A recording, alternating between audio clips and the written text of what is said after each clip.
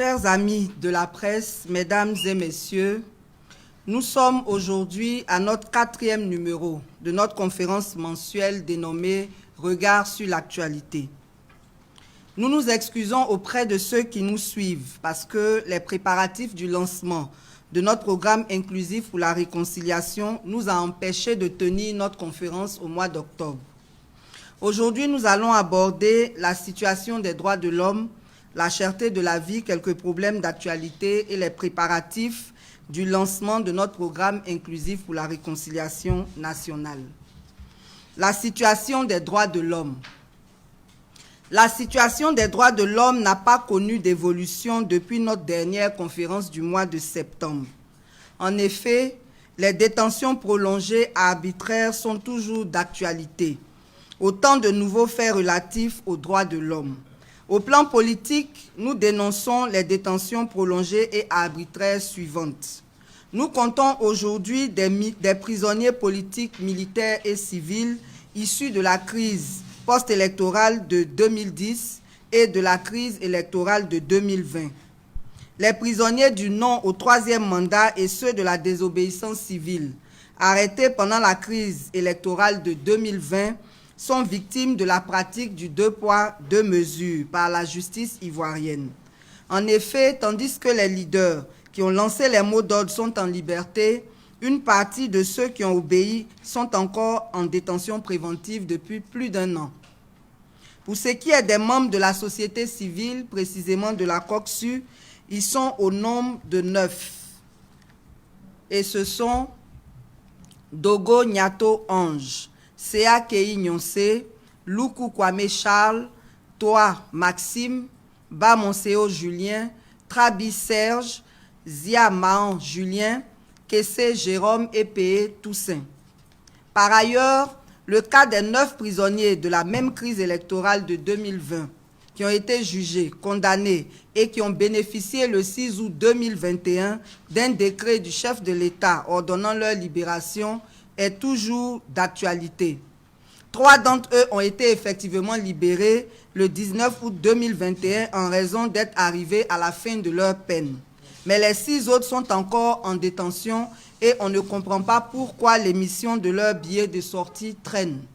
Ce sont Agei Boni Guy Joël Wilfried, Faye Imao Boris, Koudou Landry, Topé Nyeba Guy Mermoz, Soro Kafana et Yao Tato Rostan. Nous revenons ensuite sur la situation de ceux qui ont été arrêtés dans l'attaque de Ndotré au mois d'avril 2021. Sans cautionner toute tentative de déstabilisation, nous avions dénoncé le fait que ces prisonniers en détention préventive à la MACA depuis le 28 avril 2021 avaient été transférés le 30 avril 2021 dans des gendarmeries sans l'assistance d'un avocat et sans explication. Suite au décès de l'un d'entre eux, ils ont été enfin ramenés à la MACA. Nous remercions les autorités de les avoir ramenés dans le circuit normal en espérant qu'il s'agit de tous. Nous tenons à saluer la libération de Kwa Justin le 15 septembre 2021 après maintes dénonciations et sa détention arbitraire. Nous lui souhaitons de se rétablir de toutes les maltraitances subies pendant sa détention. Enfin, nous venons plaider pour les prisonniers de la crise post-électorale de 2010. Il n'est pas normal que le président Gbagbo soit acquitté et que ses pères de famille soient encore maintenus en détention après plus de 10 ans de peine. Au nom de la réconciliation, nous demandons la clémence du chef de l'État avant les fêtes de fin d'année si possible. Au plan social, les violations des droits sont de plusieurs ordres. Non seulement les cas dénoncés n'ont pas évolué, mais de nouveaux cas se sont ajoutés. Nous avons la violation de la Convention 87 de l'Organisation internationale du travail sur la liberté syndicale et la protection du droit syndical, et également celle des dispositions du Code du travail ivoirien issues de la loi 2015-532 du 20 juillet 2015 par des entrepreneurs, particulièrement ceux des entreprises de sécurité, des entreprises de salubrité, de nombreuses entreprises en zone industrielle et des établissements d'enseignement privés. En effet, nous avons reçu plusieurs plaintes de syndicalistes abusivement licenciés pour avoir revendiqué leurs droits. Non seulement certaines entreprises refusent la liberté syndicale, mais elles pratiquent des abus en ne respectant pas les normes de protection sociale des travailleurs. En zone industrielle, le SMIC est rarement respecté. C'est le lieu donc d'interpeller ces entreprises dont Eco et Burni, la plus grande entreprise de salubrité, G4S, une entreprise de sécurité, de même que l'inspection du travail, la direction générale du travail, les centrales syndicales et le BIT. Des détails seront donnés lors de nos prochaines conférences mensuelles. Nous avons également au plan social le problème des déguerpissements abusifs qui est récurrent et se pose bizarrement chaque année, toujours en saison pluvieuse et ou à la veille de la rentrée scolaire. Au risque de nous répéter, c'est à croire que ces déguerpissements visent à détruire des familles entières sans état d'âme. En matière de déguerpissement, il existe des procédures de sauvegarde environnementale et sociale connues des structures de l'État en charge de ces questions. Comment se fait-il que pour la énième fois, nous assistions à des abus en matière de déguerpissement? Comment des populations recensées peuvent-elles avoir leurs habitations et commerces détruits sans dédommagement et sans préavis? Comment peut-on encore commettre l'erreur de détruire des habitations non concernées? La vie des Ivoiriens a-t-elle si peu de valeur aux yeux de nos gouvernants? Nous parlons ici des déguerpis du métro d'Abidjan récemment sinistré à Abobo. Et on a aussi le cas de Koumassi actuellement où le maire Bakongo a déguerpi aussi des commerces et des habitations. Le choc a occasionné 2 morts selon les témoignages et ce sont des centaines de familles qui sont plongées dans le désarroi avec toutes les conséquences liées à la dislocation des familles de surcroît en pleine rentrée scolaire. Nous demandons au gouvernement d'arrêter de construire des infrastructures au détriment des familles installées dans l'emprise de ces projets. On trouve des milliards pour financer ces projets, mais on ne peut pas trouver les moyens d'effectuer des déplacements de population selon les règles de l'art, alors que le chef de l'État, dans son discours du 6 août 2021, a promis renforcer le programme social du gouvernement, de même que le Premier ministre lors de sa dernière conférence. De grâce, respecter la dignité de nos concitoyens et arrêter de les fragiliser en les déstabilisant avec des dits projets de développement. Sur la situation des droits de l'homme, nous ne saurions terminer sans évoquer la récente répression subie par 3000 docteurs de toutes les disciplines qui réclamaient leur recrutement à la fonction publique, de même que les audits et les arrestations en cours. Au nom de la liberté d'expression, ces docteurs ont le droit de manifester. Il est du devoir des autorités de leur donner des explications et de les apaiser plutôt que de les réprimer. Heureusement que leur garde à vue n'est pas allé plus loin. C'est le lieu d'interpeller ceux qui font de l'esprit sur la souffrance des autres. Nous avons vu sur la toile certains interpeller ces docteurs pour leur demander de ne pas se focaliser sur la fonction publique. Sachez au moins de quoi vous parlez avant de tourner les autres en dérision. D'abord, pour entreprendre, il faut trouver les moyens d'investir, alors que les conditions de financement des projets ne sont pas faciles à satisfaire. Ensuite, si tout le monde décide de se lancer dans l'entrepreneuriat, qui enseignera vos enfants? Enfin, si quelqu'un a décidé de faire une carrière universitaire, vers qui voulez-vous qu'il se tourne si ce n'est vers la fonction publique? Le vrai problème, ce n'est pas leur manque de volonté de se lancer dans l'entrepreneuriat, mais c'est l'adéquation entre la formation et l'emploi, d'autant plus que le déficit d'enseignants est réel. En ce qui concerne les audits et les arrestations en cours dans certaines sociétés d'État, nous souhaitons que toute la rigueur de la loi soit appliquée et que ce ne soit ni des règlements de compte, ni des effets d'annonce, sans sanctionner les vrais coupables de détournement. Notre expérience à la MACA nous a permis de voir des cas où on trouvait des boucs émissaires pour épargner les vrais coupables. ACI poursuivra la lutte pour le respect des droits humains en Côte d'Ivoire tant que l'état de droit ne sera pas effectif. Nous invitons donc tous ceux qui sont victimes d'injustice et d'abus à ne pas hésiter à prendre courage et à ne pas hésiter à nous saisir. Cherté de la vie. Relativement à la cherté de la vie, nous tenons à rappeler que ACI est engagé dans une dynamique constructive en cherchant à comprendre tous les tenants et aboutissants. Tous les tenants et aboutissants du problème avant de faire des propositions concrètes plus efficaces, bien que nous ayons fait les premières propositions au début de ce combat contre la vie chère. Nous nous réjouissons que nos dénonciations stimulent des initiatives de lutte. Avant notre conférence de presse du 30 juin 2021, personne ne parlait de cherté de la vie. Dès que nous en avons parlé, plusieurs initiatives ont été engagées. Il en est de même pour le point sur les abus des sociétés de téléphonie relevé lors de notre conférence du 2 septembre 2021. Après cette conférence, plusieurs ont commencé à dénoncer ces abus et un député en a même fait une priorité. Nous nous réjouissons de toutes ces tentatives, ces initiatives qui ne peuvent qu'encourager la bonne gouvernance et le respect des droits des consommateurs que nous sommes tous. Très bientôt, ACI signera une convention de partenariat avec la Fédération nationale des acteurs du commerce de Côte d'Ivoire, avec à sa tête M. Farikou Soumaoro, de même qu'avec un autre partenaire pour le contrôle des prix. Outre les abus des sociétés de téléphonie, de la CEU, CIE et de la SODECI qui demeurent, nous tenons à porter à votre connaissance que sur le terrain, on prend le cacao de nos parents sans les payer. On leur donne des reçus et ils doivent attendre d'être payés selon la volonté de l'acheteur.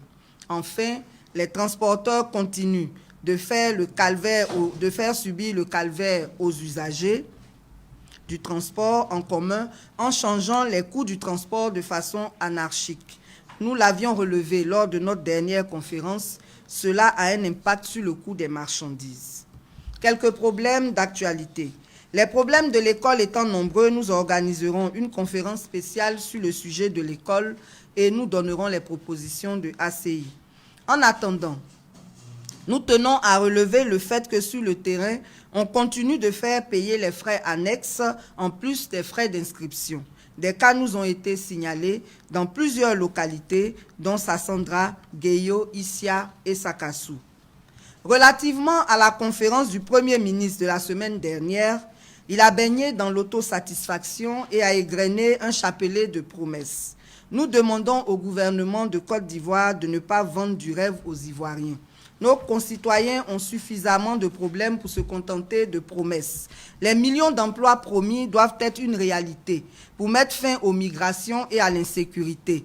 La question de la cherté de la vie, sur laquelle le Premier ministre s'était engagé, n'a pas avancé. Rien n'a changé sur nos marchés. Il faut que les gouvernants sortent maintenant des discours pour poser des actes, car c'est là que les Ivoiriens les attendent. Il faudrait également que le dialogue politique annoncé tiennent cette fois-ci ses promesses. En ce qui concerne les inondations, c'est toujours la même chose, tous les ans, que le gouvernement prenne ses responsabilités pour assainir la ville d'Abidjan. Nous exprimons toute notre compassion aux familles des victimes et exhortons les populations à s'organiser pour quitter les zones à risque. Préparatifs du lancement de notre programme inclusif pour la réconciliation nationale. Depuis 2017, nous avons fait de la réconciliation notre cheval de bataille en comptant sur des initiatives gouvernementales. Force est de constater que malgré tous les mécanismes initiés par le gouvernement, la réconciliation n'est toujours pas effective et la cohésion sociale est toujours en construction. Nous saluons la décision du chef de l'État de créer un ministère de la réconciliation, mais nous pensons que la société civile devrait s'engager davantage sur cette question.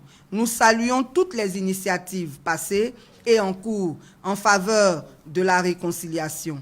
La contribution de ACI est d'aller désormais au-delà des propositions pour s'investir dans un programme inclusif pour la réconciliation nationale.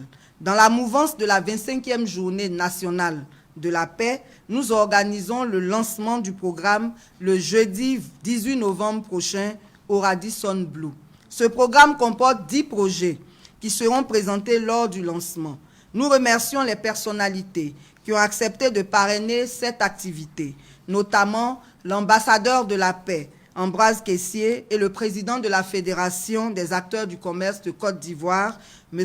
Farikou Soumaoro. Nous remercions le ministre de la Réconciliation pour ses encouragements, ses conseils et la présidence de cet événement qui relève de ses attributions.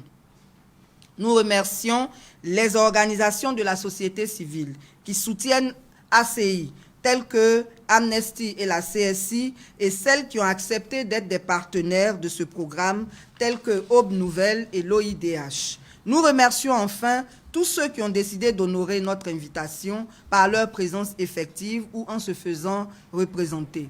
Le 18 novembre sera le point de départ d'une nouvelle initiative de la société civile en faveur de la paix et nous croyons que cette contribution sera constructive et efficace en raison de son caractère entièrement inclusif. Je vous remercie.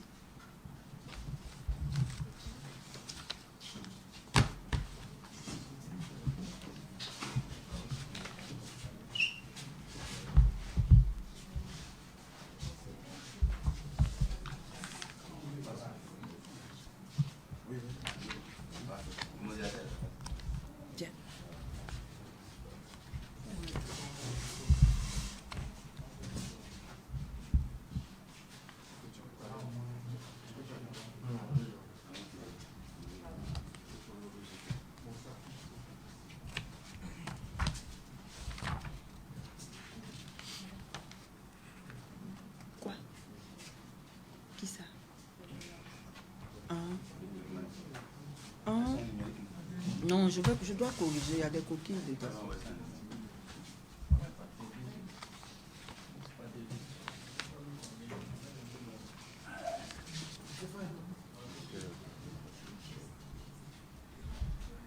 C'est bien passé.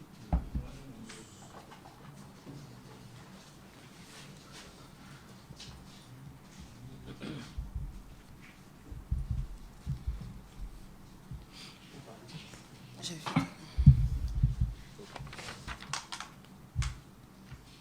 Chers amis journalistes, après l'intervention de la présidente, on va commencer la série de questions.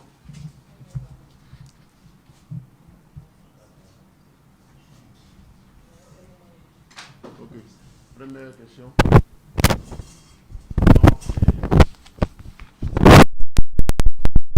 Et de Logan. La question.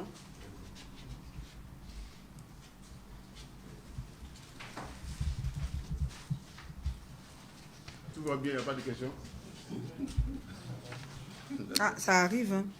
Ok. Madame la présidente. Il n'y a pas de questions. Vous avez été tellement précise qu'il n'y a pas de questions. D'accord. Ok.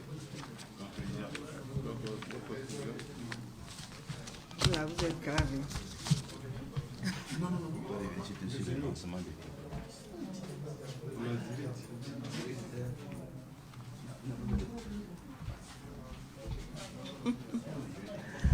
Bon.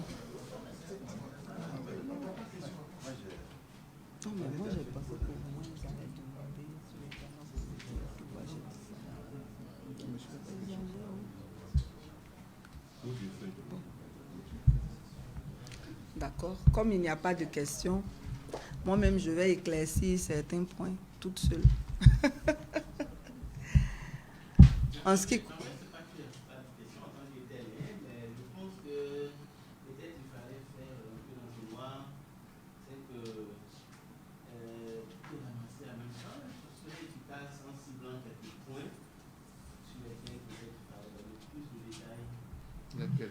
Non, mais en fait, nous, on appelle notre conférence Regard sur l'actualité. Et l'actualité en Côte d'Ivoire est tellement fournie, je ne suis même pas sûre d'avoir abordé tous les points. Voilà, donc quand nous, on aborde les points, c'est à vous maintenant de demander peut-être des précisions sur certains points. Et même sur les points évoqués, maintenant, bon, si vous pensez que c'est trop clair, bon. Bon. Donc la question arrive maintenant. Ok. Maintenant, vous avez parlé de l'actualité, notamment de l'arrestation, l'enlèvement de certains DG qui ont été débarqués, certains DG qui ont été débarqués.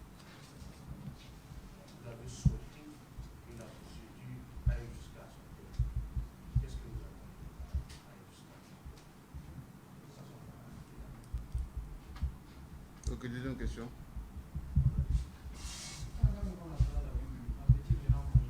Il y avait deux mains levées. Ou même c'était pour la même question? La même question. D'accord. Ok. Donc, présidente, il y a certains DG qui ont été limogés. Et vous avez souhaité que le processus aille jusqu'à son terme. Donc, qu'est-ce que vous attendez pour aller jusqu'à son terme? Bon, d'abord, c'est heureux que le gouvernement prenne l'initiative de mener ces audits. C'est tout à fait normal qu'une gestion soit auditée. Maintenant, est-ce que c'est toutes les sociétés? Comment ces audits-là sont conduits? C'est là qu'est la question, puisque nous savons que dans notre pays, souvent, il y a des gens qui ont été accusés des détournements ou d'autres choses qui sont débarqués de leur poste. Et puis, au lieu de leur faire subir la rigueur de la loi, on les nomme ambassadeurs quelque part ou on les nomme à un autre poste. Il y a ça, déjà, qui n'est pas un bon exemple. Quelqu'un qui a commis une faute, normalement, il faut qu'il paye pour cette faute selon la loi. La seconde chose, c'est qu'il y a des collaborateurs qui sont pris à partie, alors qu'en réalité, ce n'est pas eux les vrais coupables, ce n'est pas eux les commanditaires de ces détournements. Mais on s'arrange pour que ça leur retombe dessus et finalement, c'est des innocents qui sont condamnés à la place des coupables. Et comme je l'ai dit tout à l'heure, on a des cas comme ça à la MACA malheureusement et c'est pour cela que j'ai dit qu'il fallait que ces audits-là ne soient pas des règlements de compte et que ce soit vraiment selon des principes très clairs et qu'à la fin, les vrais coupables soient sanctionnés selon aussi ce que la loi recommande concernant les délits qui leur seront reprochés. Je ne sais pas si ma réponse est bonne. Oui. Oui.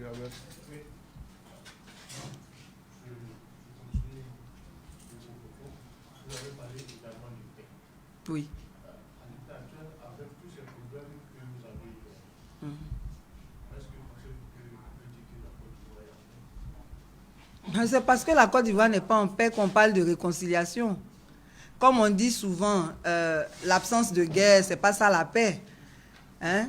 Si on était en paix, on n'aurait pas de conflits communautaires. Si on était en paix, on n'aurait pas tous ces conflits qu'on constate dans nos régions autour du foncier, autour de l'orpaillage. Si on était en paix, on n'aurait pas toutes ces divisions au sein de l'opposition. Si on était en paix, on ne parlerait pas de dialogue politique. Si on était en paix, on ne craindrait pas les prochaines crises, les prochaines élections. Donc, moi, je pense qu'on n'est pas réellement en paix. Il faut que les Ivoiriens se parlent pour trouver les bonnes solutions afin d'aller à la paix. Et c'est pour cela qu'on a dit tout à l'heure qu'il fallait que ce nouveau dialogue politique qui a été annoncé là ne ressemble pas aux autres. Parce que les premiers dialogues politiques pour nous ont été de la comédie. On a dit, bon, on vient, on discute sur la CEI. Ça n'a rien donné, il n'y a pas eu de réforme, il y a eu une grotesque recomposition. Les élections se sont tenues malgré le mécontentement de l'opposition. Après, ils ont parlé du code électoral. C'est un dialogue aussi qui est fini en queue de poisson. Ça n'a pas empêché que les élections se tiennent avec tout ce à quoi on a assisté. Donc, ce nouveau dialogue-là, est-ce qu'il est thématique? Est-ce que c'est par rapport à quelque chose de précis ou bien c'est général? C'est de ça qu'il s'agit. Quels sont les acteurs qui seront invités? Est-ce que ça va respecter les vrais principes du dialogue où on s'écoute réellement, où on trouve des compromis? Ou bien est-ce que les choses vont être menées comme les dernières fois où on finit en queue de poisson?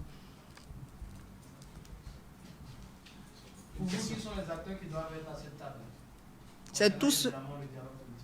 Concernant le dialogue politique, en principe, on devrait inviter tous les acteurs politiques et tous les acteurs de la société civile qui comptent. Nous sommes Ivoiriens, on sait ceux qui sont sur le terrain, on sait ceux qui travaillent réellement. C'est tout cela qu'il faut inviter à participer à ce dialogue si vraiment on veut trouver des solutions qui arrangent tous les Ivoiriens. Une question. Pierre Kalou, le quotidien d'Abidjan.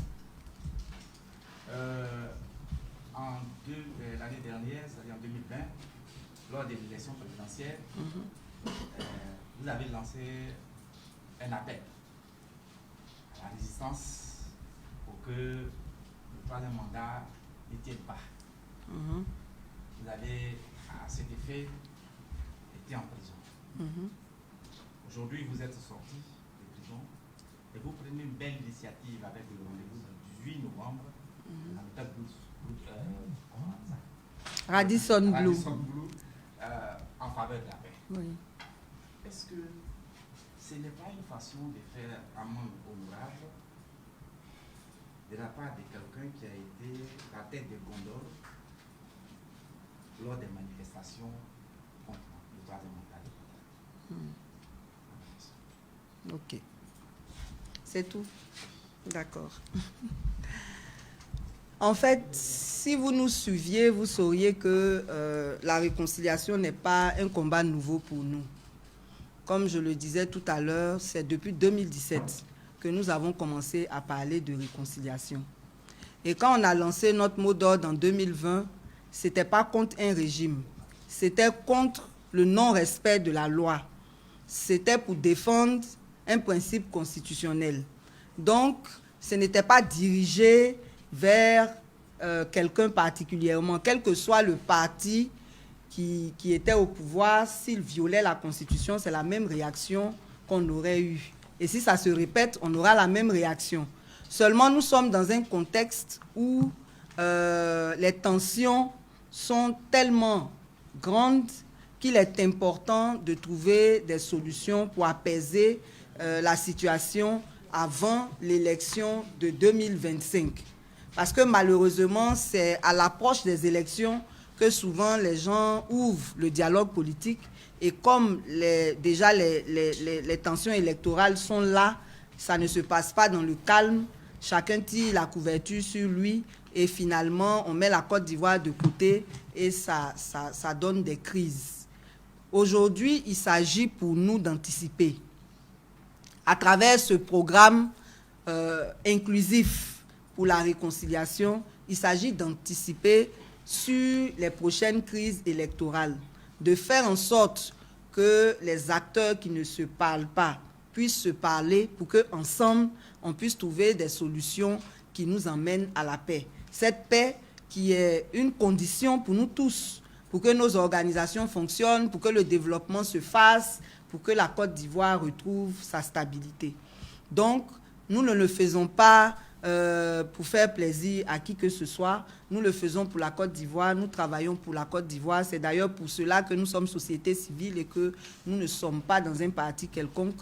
Et donc, soyez rassurés que c'est vraiment par, on va dire, par, prêtez-moi le mot, c'est vraiment par patriotisme, voilà, que nous le faisons. Parce que les vraies conditions pour la réconciliation ne semblent pas être la priorité des politiques. Je le dis parce que, bon, même si le Premier ministre n'avait pas annoncé ce dialogue-là, moi je pense que même l'opposition devrait dès maintenant soulever les questions comme l'assainissement du cadre électoral, soulever toutes les questions qui sont source de conflits en période électorale dès maintenant. Et donc, si l'opposition ne le fait pas, nous, en tant que société civile, quand il y a des crises, c'est nous qui payons le plus lourd tribut. Donc, c'est à nous de prendre aussi nos responsabilités pour nous engager dans la recherche de solutions pour une paix durable avant les élections de 2025. Et c'est ce que nous essayons de faire à travers ce programme. Ici, dernière question. Pour cette activité du 18, pourquoi vous avez souhaité avoir un parrainage? Patronage. Bon, finalement, on a dû surseoir à cette offre parce que ils n'ont pas répondu favorablement à cela. C'est-à-dire qu'on avait voulu mettre la cérémonie du 18 sous leur patronage et on a pris des parrains au sein de la société civile. Mais il fallait que ce soit les 3 qui acceptent pour que cela puisse se faire. Voilà. Donc, comme les réponses n'ont pas été favorables, nous sommes contentés du fait qu'ils acceptent quand même de participer, de se faire représenter. Voilà. Donc, ils seront finalement là, ils seront représentés plus tôt. Et donc, le patronage a dû être... Nous avons parlé des 3. Quels sont ces 3? Les 3 grands, vous ne les connaissez pas? Non. Le fait qu'ils n'ont pas répondu favorablement, quelle interprétation vous Bon, je n'en fais pas d'interprétation particulière parce que ce qui était important pour nous, c'était qu'ils acceptent de venir. Donc, même en se faisant représenter, on dira le RHDP est là, le PDCI est là et le PPACI est là. C'est suffisant pour ce que nous sommes en train de faire. Est-ce que... Non, on laisse ça. Ça, c'est l'argument du PDCI. Je dois donner ça à tout le monde. Oui. D'accord. Oui. Question. Puisque vous parlez de réconciliation nationale, vous avez cité tout à l'heure 3 grands présidents qu'on connaît bien, mais aussi il y a des pays qui sont aussi au dehors. On a Second Job qui est au dehors, on a appelé Goudé qui est au dehors. Est-ce que dans votre message, on n'a pas pensé à avoir un message pour ceux qui sont en exil également? Ceux-là, est-ce que vous avez un message pour eux? Comment vous luttez pour qu'ils puissent vous retrouver dans le train de la réconciliation nationale? On a toujours, dans nos différents discours, on n'en a pas parlé aujourd'hui, c'est vrai, mais on a toujours réclamé le retour de tout le monde. Depuis mars 2019, nous parlons de dialogue inclusif, c'est de ça qu'il s'agissait, qu'on fasse rentrer tout le monde.